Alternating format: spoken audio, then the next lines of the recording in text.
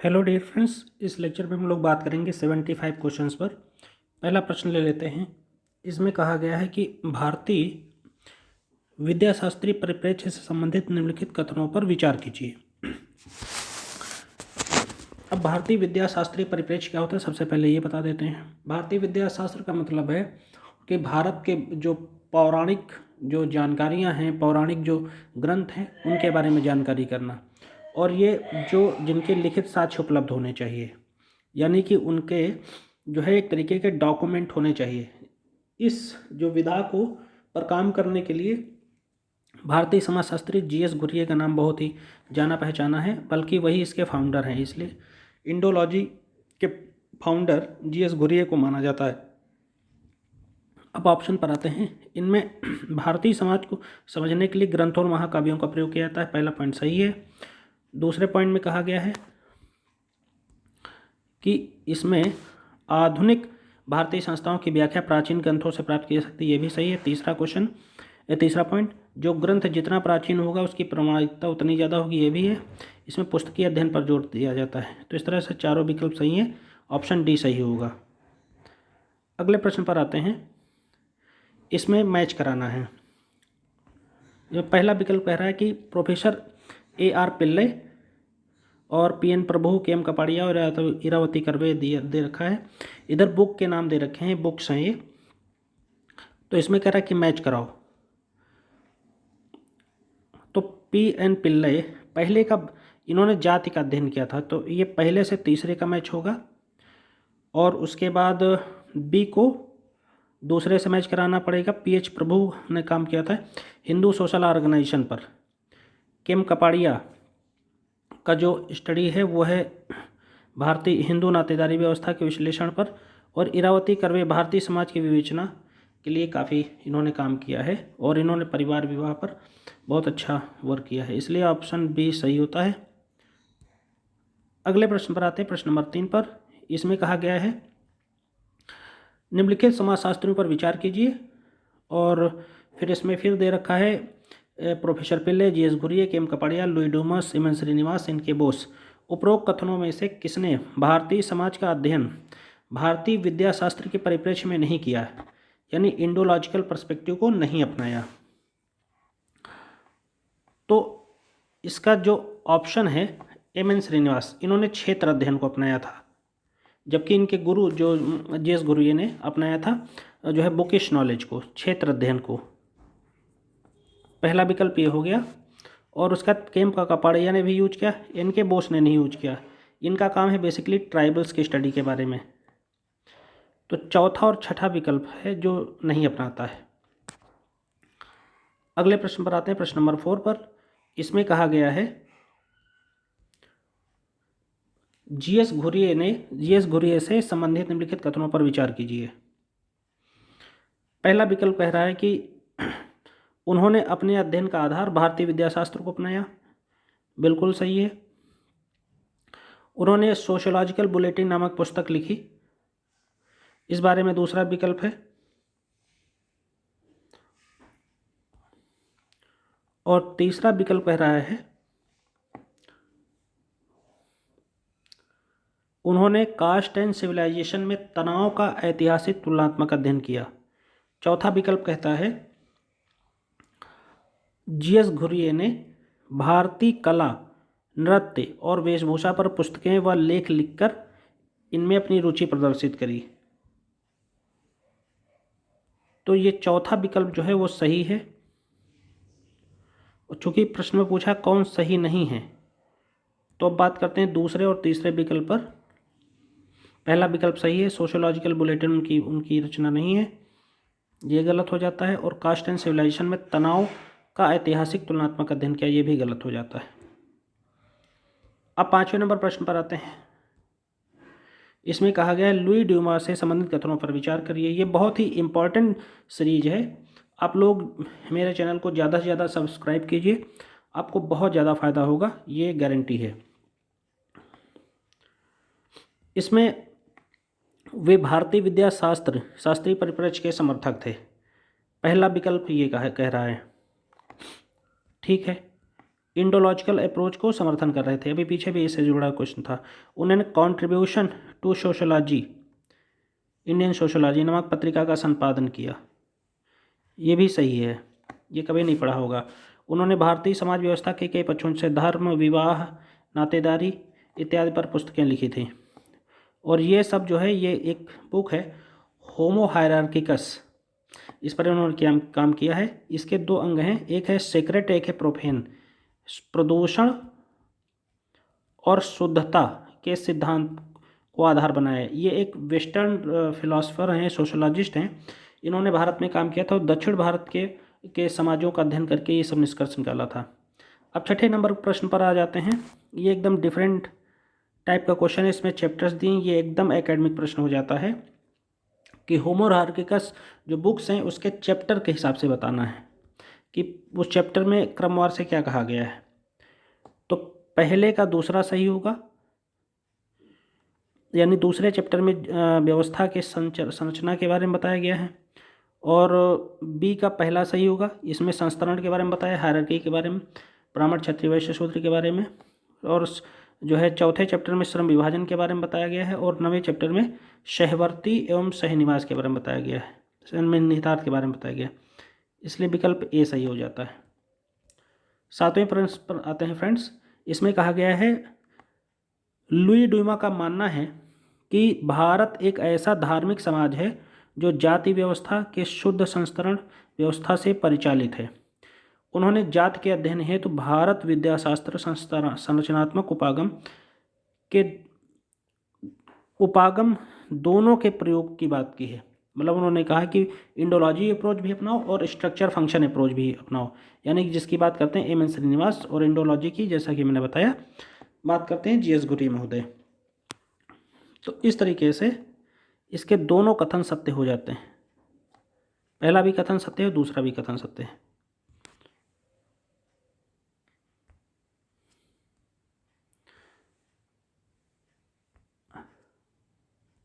अगले प्रश्न पर आते हैं फ्रेंड्स। इसमें क्वेश्चन नंबर 8 ले लेते हैं। इसमें कहा गया ड्यूमा के अनुसार पवित्रता और अशुद्धता यानी प्रदूषण की अवधारणाएं संस्कारों पर आधारित हैं। ये संस्कारों पर आधारित नहीं है, पहला विकल्प गलत हो जाता है। दूसरा, पवित्रता और अपवित्रता से जुड़े मूल्य विचार विभिन्न जातियों में सामाजिक सहवास और खान पान के नियमों पर आधारित नहीं है, बिल्कुल आधारित हैं। तो इस तरह से इसका डी सही होगा, दोनों विकल्प गलत हैं।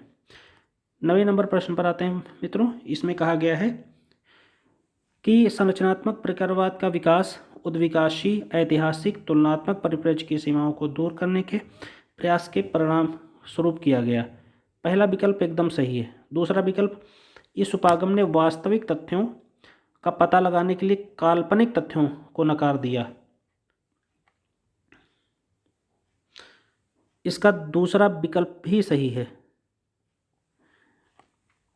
तीसरा विकल्प, इसकी आधारभूत मान्यता है कि समाज या सामाजिक संरचना का प्रत्येक अंग व इकाई संपूर्ण समाज या संरचना को बनाए रखने के लिए निश्चित योगदान प्रदान करते हैं, एकदम सही है। और चौथा, इस परिप्रेक्ष्य द्वारा सामाजिक इकाई के प्रकार को जानने का प्रयास किया जाता है। इस तरह से सभी विकल्प सही हो जाते हैं। स्ट्रक्चर फंक्शन अप्रोच में प्रत्येक एक संरचना होती है और उसके अंदर तमाम प्रकार के फंक्शन होते हैं। इसकी स्टडी है, एम एन श्रीनिवास ने इस पर काफ़ी काम किया है, बल्कि इंडिया के संदर्भ में उन्होंने ही सबसे बेहतर काम किया है। और अगर फ्रेंच राइटर्स में देखें तो इसमें आपको टॉलकॉट पार्सन्स का काम मिलेगा। 10वें प्रश्न पर आते हैं। इसमें फिर कहा गया है कि संरचनात्मक प्रकारवाद परिप्रेक्ष्य की मुख्य विशेषताओं को ध्यान से पढ़िए, और फिर लिखा है इनमें से कौन सा असत्य है। ये सत्य और असत्य एग्जाम में बहुत मायने रखता है। 4-5 क्वेश्चन जो लोग ध्यान नहीं देते उनके गलत हो जाते हैं, तो ध्यान देना है। पहले विकल्प पर आते हैं। इसमें कहा गया है कि यह विश्लेषण अंगों या तत्वों की तुलना में समग्रता या व्यवस्था को अधिक प्राथमिकता देता है, जैसा कि मैंने पहले ही बताया। दूसरा, व्यवस्था के विभिन्न अंग परस्पर प्रकारात्मक रूप से एक दूसरे से जुड़े होते हैं, ये भी सही है। प्रत्येक अंग या तत्व समकलित होकर एक स्वाभाविक समग्र का निर्माण करते हैं, ये भी सही है। और चौथा विकल्प है, ये गलत है। इसमें कहा गया प्रत्येक समाज की अपेक्षाकृत अस्थायी संरचना होती है, ये एकदम साफ साफ गलत है। स्थायी संरचना होती है, संरचना में बदलाव बहुत धीरे धीरे होता है, मैंने पिछले लेक्चर में अपने बताया था, जबकि प्रकारों में बदलाव तुलनात्मक रूप से थोड़ा ज़्यादा होता है। तो इस तरह से विकल्प बी सही है।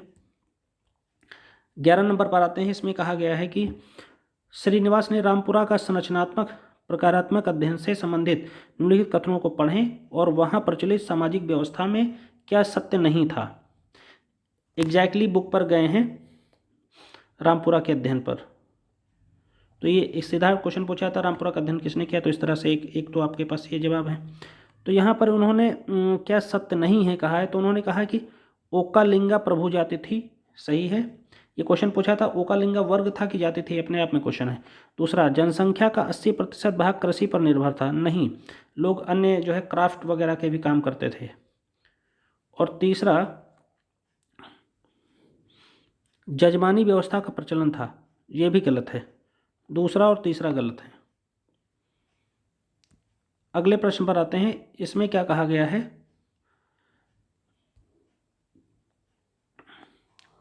संस्कृतिकरण के निम्नलिखित विशेषताओं को पढ़िए और दिए गए कोड की सहायता से सत्य कथन का चयन कीजिए। पहला विकल्प भाई, संस्कृतिकरण का कंसेप्ट किसका दिया है, एम एन श्रीनिवास का, सबको पता है। इसमें निम्न जाति उच्च जाति का अनुकरण करता है, सही है।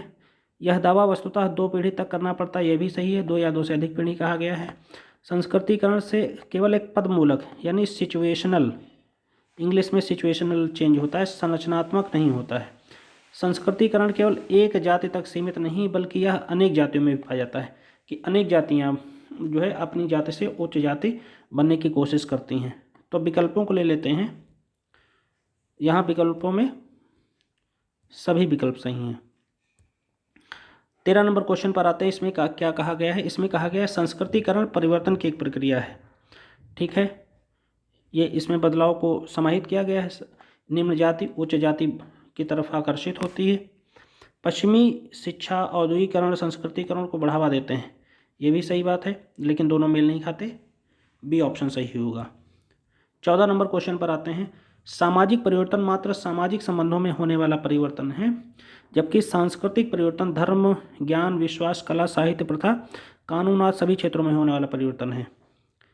पहला विकल्प सही होता है, यानी जो कल्चर सामाजिक परिवर्तन है सामाजिक संबंधों में बदलाव लाता है, लेकिन जब सांस्कृतिक परिवर्तन होता है तो ये सभी चीज़ों में बदलाव लाता है, धर्म इत्यादि में, सही है। दूसरा, सामाजिक परिवर्तन चेतन और अचेतन दोनों रूपों में होता है, ठीक है। कुछ चीज़ें हम कॉन्शियसली करते हैं, कुछ चीज़ें गैर कॉन्शियसली करते हैं, अचेतन रूप से करते हैं, जबकि सांस्कृतिक परिवर्तन प्रायः चेतना के साथ ही होता है। दोनों सही हैं विकल्प। अगले प्रश्न पर आते हैं मित्रों।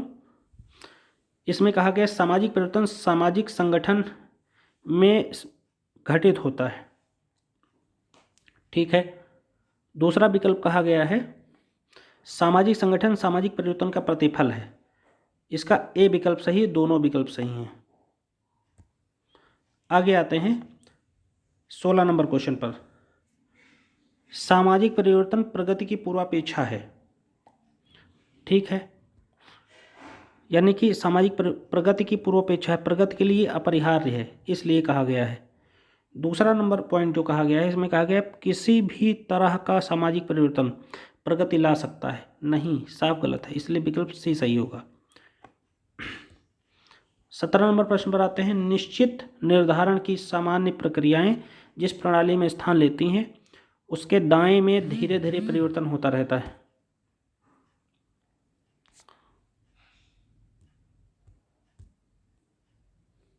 निश्चित निर्धारण की सामान्य प्रक्रियाएं जिस प्रणाली में स्थान लेते हैं उसके दाएं में धीरे धीरे परिवर्तन लाती हैं, पहला पॉइंट। दूसरा, संस्कृति परिवर्तन का प्रमुख कारक है, दोनों सही हैं और व्याख्या भी कर रहे हैं। 18 नंबर प्रश्न पर आते हैं। इसमें कहा गया निम्नलिखित मार्क्सवादी परिप्रेक्ष्य की विशेषताओं को पढ़िए और कूट द्वारा सही विशेषताओं का चयन कीजिए। पहला पॉइंट कहा गया है कि सामाजिक परिवर्तन सर्वव्यापी है, सही बात है, हर जगह होता है। दूसरे विकल्प में कहा गया है संघर्ष सर्वव्यापी, तो ये कहा ही गया है संघर्ष और जो है सहयोग समाज के अनिवार्य तत्व हैं, ये भी सही है। तीसरे विकल्प में कहा गया है समाज का प्रत्येक तत्व इसके विघटन एवं परिवर्तन के लिए योगदान नहीं देता, बिल्कुल योगदान देता, ये गलत है। प्रत्येक समाज कुछ सदस्यों पर अन्यों द्वारा बाध्यकारिता पर आधारित है, सही बात है, इंटरडिपेंडेंसी हमेशा रहती, बी ऑप्शन सही हुआ।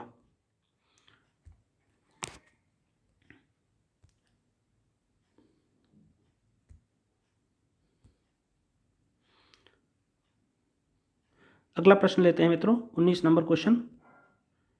इसमें कहा गया है मार्क्सवादी परिप्रेक्ष्य का उदय संरचनात्मक प्रकारवाद और व्यवस्था परिप्रेक्ष्य के विरोध स्वरूप हुआ है, सही बात है, क्योंकि मार्क्स पूरी व्यवस्था पूरे संरचना को बदलने की बात करते हैं, उसका आधार देते हैं क्रांति, क्लास फॉर इटसेल्फ की बात करते हैं, स्वयं में वर्ग होने की बात करते हैं, स्वयं के लिए वर्ग होने की बात करते हैं। दूसरी बात,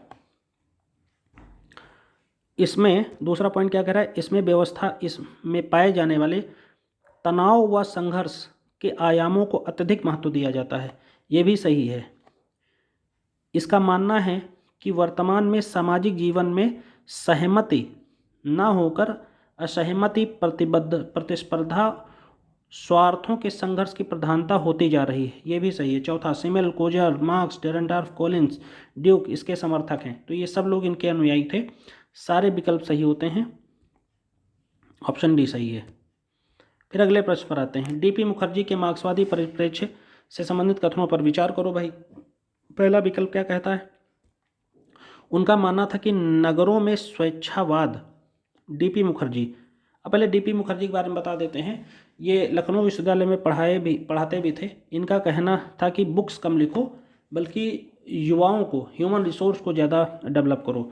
ये इन्होंने परंपरा और आधुनिकता के द्वंद्व के बारे में कहा है। जो मैं बातें थिंकर्स के बारे में या किसी टॉपिक पर एक्स्ट्रा बताता हूँ वह एज ए क्वेश्चन हैं, आप उनको ध्यान से सुनिए भी और नोट भी करिए, और वो कोर भी होती हैं पूरे थिंकर्स का। तो पहला विकल्प इस तरह से सही है, क्वेश्चन में सत्य पूछा है तो पहला विकल्प सही है। दूसरा कहा गया उन्होंने प्रगति के उद्विकास सिद्धांत को अस्वीकार कर दिया, दूसरा विकल्प भी सही है, उन्होंने प्रगति के उद्विकास सिद्धांत को अस्वीकार कर दिया था, बिल्कुल सही है। तीसरा विकल्प कहता है परंपराओं के परिवर्तन में श्रुति, स्मृति और अनुभव को मान्यता प्रदान करी। तीनों विकल्प सही हो जाते हैं। अगले प्रश्न पर आते हैं, 21 नंबर पर आते हैं। इसमें कहा गया है कि AR देसाई, इनकी बुक का नाम भारतीय राष्ट्रवाद की सामाजिक पृष्ठभूमि, ये कैसे चिंतक हैं, मार्क्सवादी चिंतक हैं। पहली बात तो ये जान लीजिए, इन्होंने क्या किया है, इन्होंने समाज का अध्ययन संरचनावादी सिद्धांत की पद्धति का प्रयोग किया, नहीं मार्क्सवादी, अभी मैंने बताया पद्धति का प्रयोग किया, तो इस तरह से पहला विकल्प गलत हो गया। दूसरे विकल्प पर आते हैं, उन्होंने भारतीय राष्ट्रीय आंदोलन के नेतृत्व में वर्ग चरित्र की विवेचना की। मार्क्स वर्ग चरित्र की बात जरूर करता है, वर्ग हमेशा दो बताता है। उन्होंने अपने अध्ययन हेतु मार्क्सवादी परिप्रेक्ष्य को चुना, एकदम सही, वही व्याख्या है। उन्होंने भारतीय राष्ट्रवाद की सामाजिक पृष्ठभूमि नामक बुक लिखी, वो भी देखो सामने आ गया। 2, 3, 4 विकल्प सही हैं। अगला प्रश्न जिसमें कहा गया सभ्यतावादी परिप्रेक्ष्य। अब ये जब भी क्वेश्चन आए कि ये प्रयोग किसने ऐसा किया, सबसे पहले तो एन.के. बोस, सुरजीत सिन्हा और एन.के. बोस, ये दो ऐसे चिंतक हैं जो सभ्यतावादी परिप्रेक्ष्य पर सबसे ज़्यादा काम करते हैं। आप लोग इसे नोट करिए। इसमें कहा गया है कि यह मानव की आवश्यकताओं की पूर्ति करती है, सही बात है।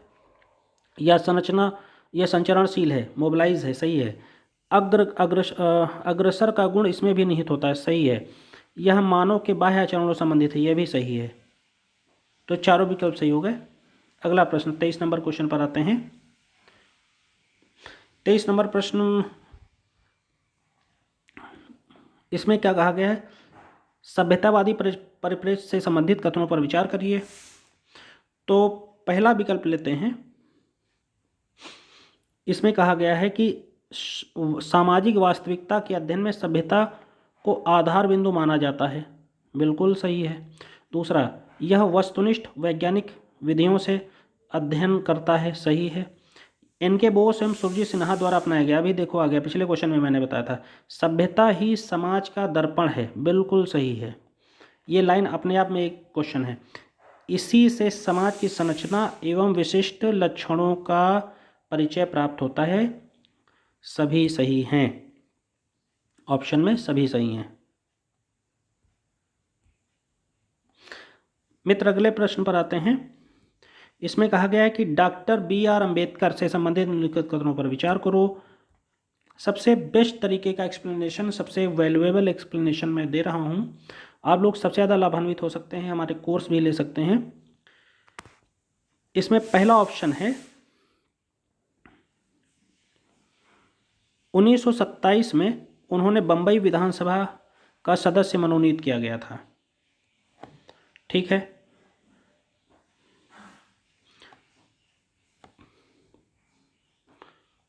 1936 में इंडिपेंडेंट लेबर पार्टी की स्थापना करी, सही बात है। अगला पॉइंट, 1944 में उन्होंने गवर्नर जनरल के परिषद के लिए मनोनीत किया गया था, नहीं। उन्होंने विधि मंत्री 1949 में भारत का प्रथम विधि मंत्री बनाया गया था, ठीक है। तो ये जो प्रथम विधि मंत्री नहीं,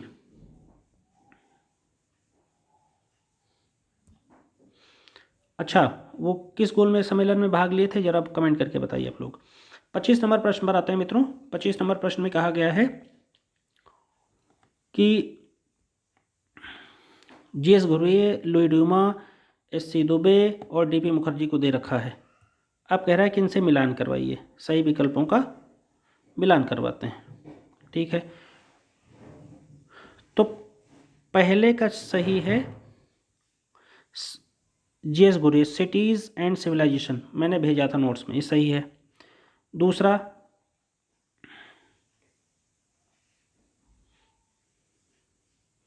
बी का तीसरा, एसेज इज इंडिविजुअलिज्म, सी का दूसरा, SC दुबे,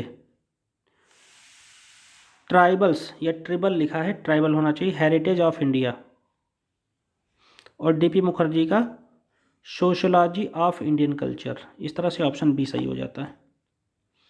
25 नंबर क्वेश्चन पर आते हैं भाई। सोशोलॉजिकल बुलेटिन नामक पत्रिका किसने लिखी थी? तो ये पत्रिका GS घुर्ये की है।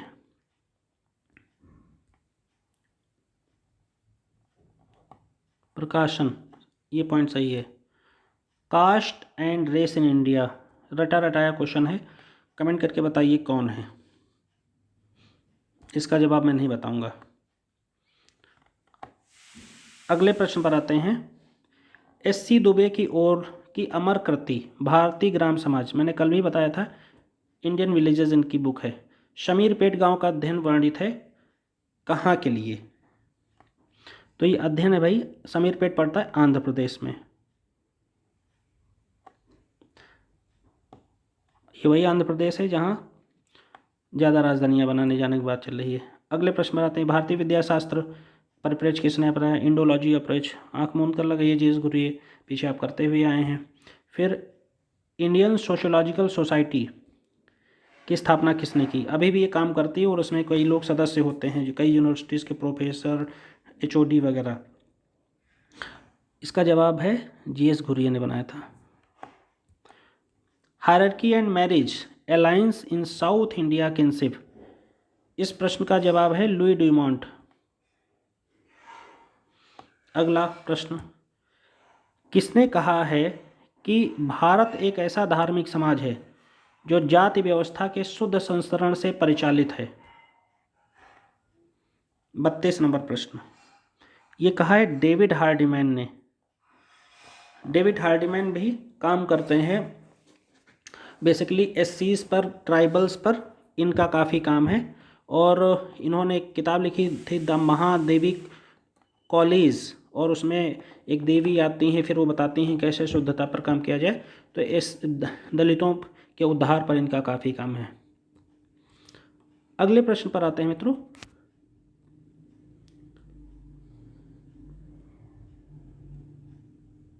श्रीनिवास ने संरचनात्मक प्रकारवाद के अध्ययन में निम्नलिखित में से किस स्थान को चुना? एकदम सिंपल रटा रटाया क्वेश्चन, आप सभी को इसका जवाब पता होगा कि रामपुरा को। फिर एस.सी. दुबे की अमर कृति भारतीय सामाजिक ग्राम कब प्रकाशित हुई? एकेडमिक क्वेश्चन बन जाता 1955 में। इस पर मैंने अपने एमफिल में वो भी दिया था, प्रेजेंटेशन भी दिया था। अगला प्रश्न, निम्नलिखित इनमें से कौन अखिल भारतीय समाजशास्त्री परिषद के अध्यक्ष रहे हैं?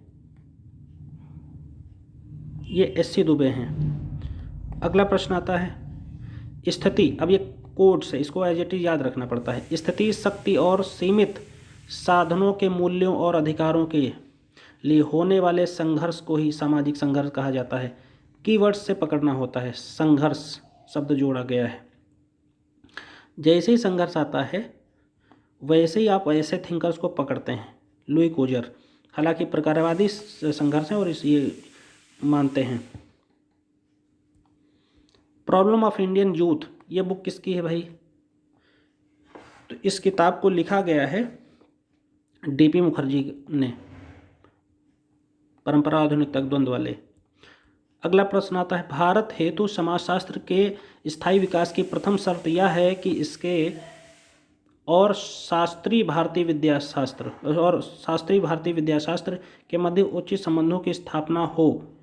यह किसने कहा है? तो ये कहा है लुई ड्यूमोंट ने, याद रखिएगा कोटेशन। अगला 39 नंबर क्वेश्चन में कहा गया कि 1964 में भारतीय ग्रामीण समाजशास्त्र में फ्रांस से आयोजित प्रथम विश्व कांग्रेस भारत में जो हुई थी, भारत का प्रतिनिधि कौन था उसमें? इंपॉर्टेंट क्वेश्चन है, इतनी जल्दी इजी से नहीं होता। तो A.R. देसाई, इन्होंने अपनी बुक में 5 भागों में इतिहास को बांटा है। अगले प्रश्न पर आते हैं 1923 में द सोशलिस्ट नामक पहला समाजवादी अखबार किसने निकाला था?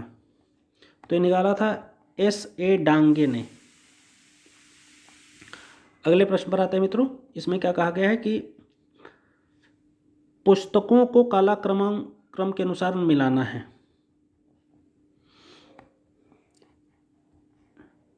पहले 3 नंबर को लेते हैं,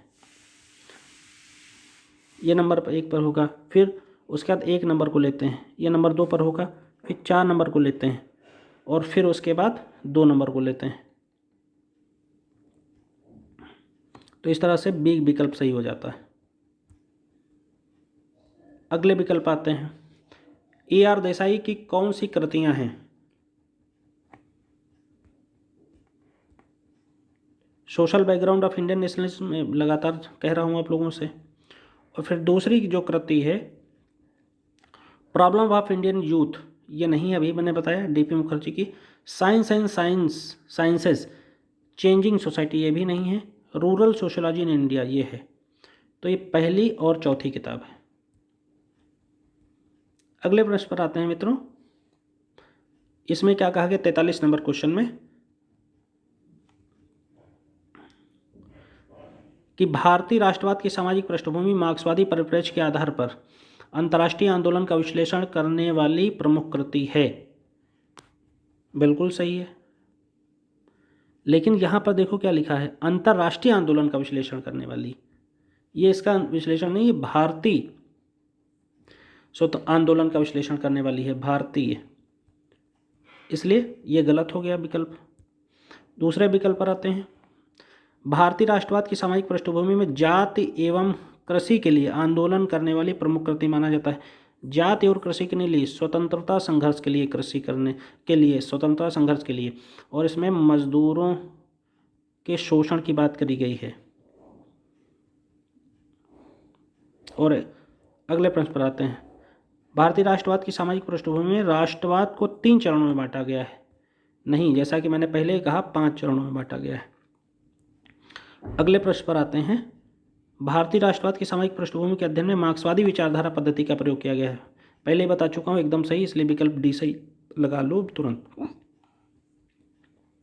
44 नंबर क्वेश्चन पर आते हैं बेटा, इसमें कहा गया है कि गांधीवादी विचारकों में N.K. बोस की गणना की जाती है। ठीक है, N.K. बोस को गांधीवादी विचारकों में माना जाता है, सही है।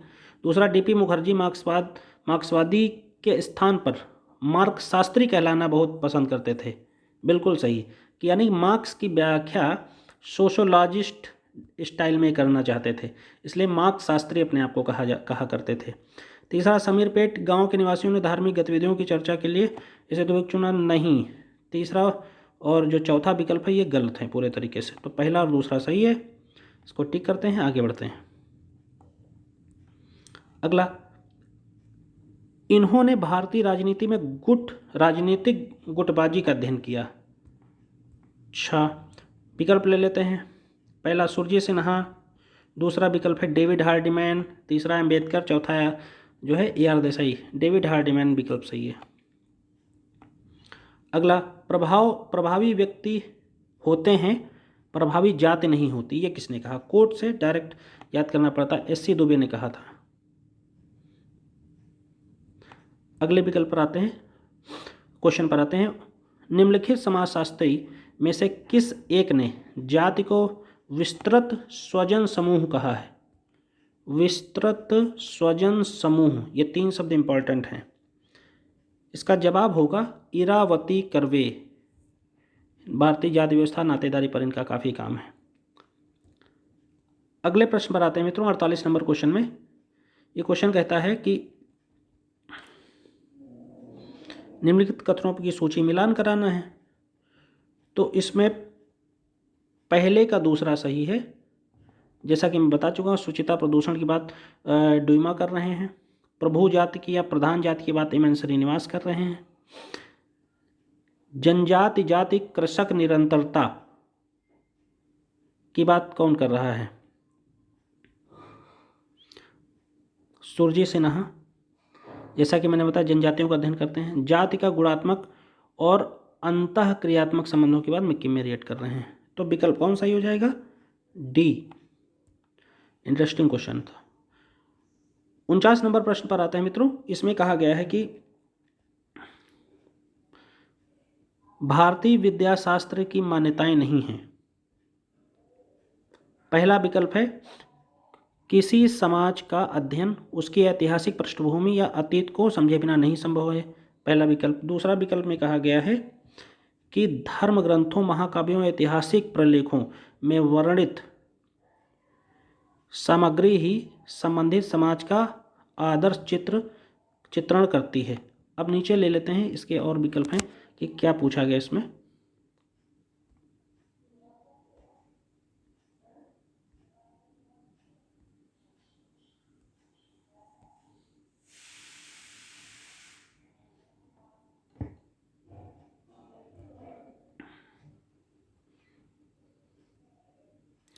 ये क्या हो रहा है, एक सेकेंड, सॉरी।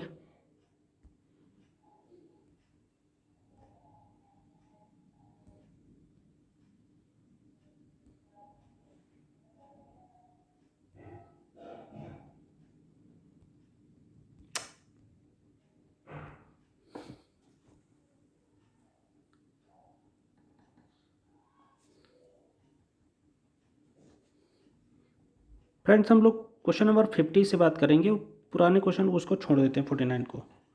50 नंबर पर आते हैं। इसमें कहा गया निम्नलिखित में से किसने एंथ्रोपोलॉजिकल सोसाइटी ऑफ बॉम्बे के 1945 से 50 के दौरान अध्यक्षता की थी? तो इसका जवाब सही होगा GS घुर्ये, जैसा कि पहले आ चुका है प्रश्न में एक। अगला प्रश्न है, भारत में सामाजिक परिवर्तन हो रहा है किंतु समाज में परिवर्तन नहीं हो रहा है। इसका जवाब होगा लुई डोमा ने ऐसा कहा था। अगले प्रश्न पर आते हैं कि ड्यूमा की किस कृति ने उसे एक समाजशास्त्री के रूप में प्रतिष्ठा दिला दी? तो एज यूजुअल होमो हायरार्किकस। ये क्रिक्स जो लिखा है गलत है, होमो हायरार्किकस है नाम। फिर अगले प्रश्न पर आते हैं 53 नंबर पर। इसमें क्या कहा गया कि डुइमा ने भारतीय विद्याशास्त्र, मानवशास्त्र और उच्च समाजशास्त्र सिद्धांतों का प्रयोग भारतीय समाज के अध्ययन हेतु किया। पहला विकल्प सही है। और दूसरे विकल्प में क्या कहा गया है कि उन्होंने जाति व्यवस्था के अध्ययन हेतु भारतीय विद्याशास्त्रीय और संरचनावादी उपागमों का प्रयोग की मनाही कर दी। दूसरा विकल्प गलत है। अगला प्रश्न 54 नंबर पर आता है। इसका कह रहे हैं कि संरचनात्मक प्रकारवादी की क्या विशेषता नहीं है? नहीं है पूछा है। पहला पॉइंट ले लेते हैं, या अंगों एवं तत्वों की तुलना में समग्रता और व्यवस्था से अधिक प्राथमिकता देता है। ठीक है। दूसरा पॉइंट, व्यवस्था के विभिन्न अंग या तत्व प्रकारात्मक रूप से परस्पर जुड़े हुए हैं। सही। तीसरा, व्यवस्था का प्रत्येक अंग व्यवस्था बनाए रखने हेतु तो एक निश्चित सकारात्मक कार्य नहीं करता है। तो ये इसमें देखो ध्यान से पढ़ते हैं, व्यवस्था का प्रत्येक अंग व्यवस्था बनाए रखने हेतु एक निश्चित संरचनात्मक कार्य नहीं करता है, तो वो करता है। ये गलत हो गया, तो यही गलत है। अगले प्रश्न पर आते हैं, 55 नंबर क्वेश्चन पर। एम.एन. श्रीनिवास की कृतियाँ बता दीजिए। तो भाई कृतियाँ रामपुरा का अध्ययन है इनका, यही बुक सही, यही सही है।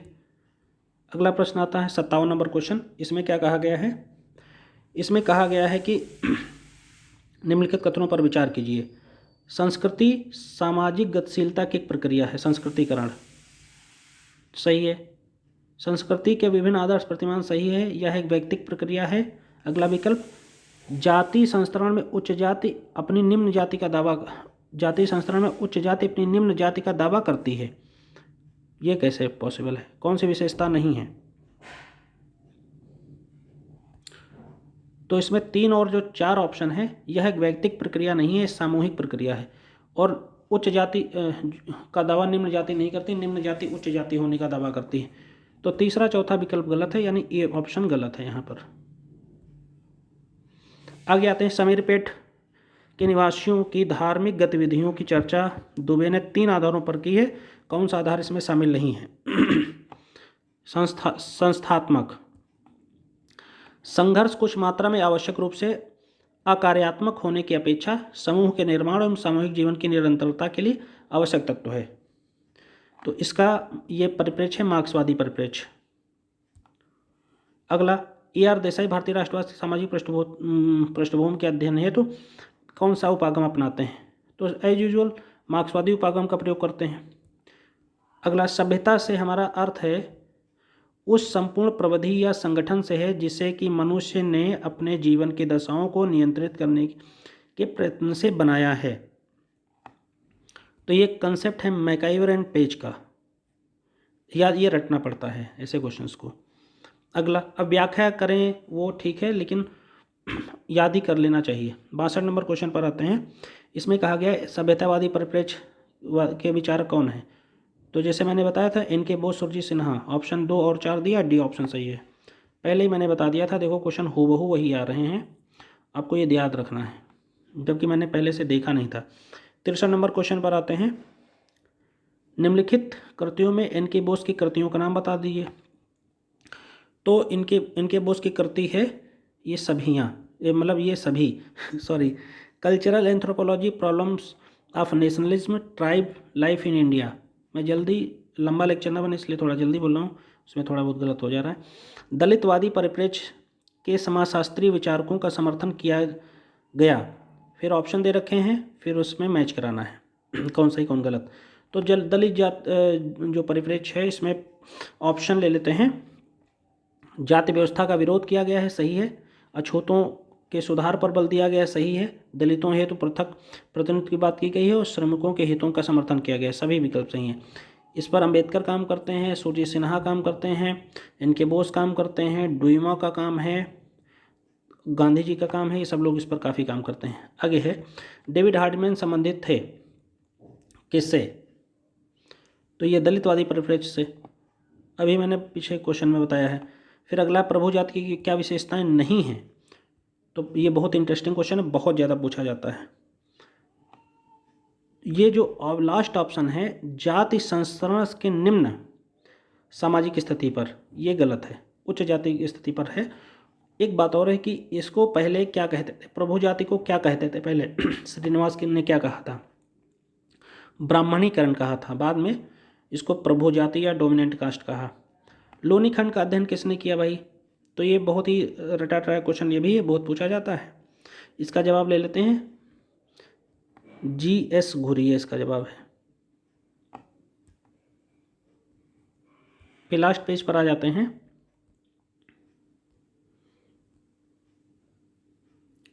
इसमें मैच कराना है, विचारक हैं, समाजशास्त्री और मैच करवाना है। इंडियन विलेज मिला, हाँ, rural sociology in India, culture in and society, society of Indian culture, ये है। फिर थिंकर्स के नाम दे रखे हैं। ऑप्शन में जब मैच कराएंगे तो पहले का दूसरे से मैच कराएंगे। पीछे भी क्वेश्चन आ चुका है कल्चर एंड सोसाइटी, तो ये ध्यान रखा करिए। फिर दूसरे ऑप्शन में बी को 1 से मैच कराएंगे, society in Indian culture, TP Mukherjee. फिर सी को तीसरे से मैच कराइए, रूरल सोसाइटी इन इंडिया, अभी आ चुका है पीछे, M N Srinivas, Indian village.